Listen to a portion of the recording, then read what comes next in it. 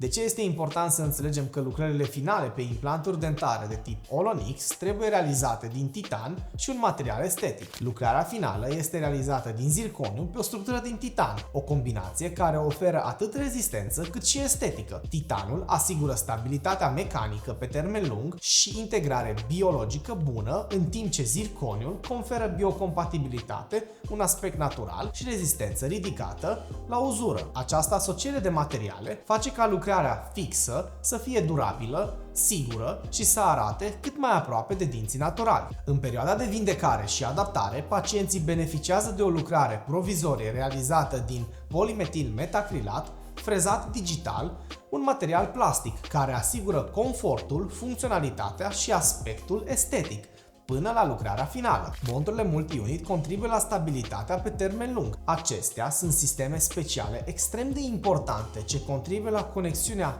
corect aliniată între implanturi și lucrare, ne ajută să putem realiza o lucrare înșurubată pe implanturile dentare, evitând cimentul dentar, ce poate cauza adesea periimplantită și poate duce la pierderea implanturilor dentare. Alegerea materialelor potrivite este esențială pentru ca lucrarea fixă să nu fie doar estetică, ci și funcțională, pe termen lung. În cazul în care și tu ai nevoie de un implant dentar, te așteptăm în cadrul clinicii de implantologie orală Evodent Timișoara.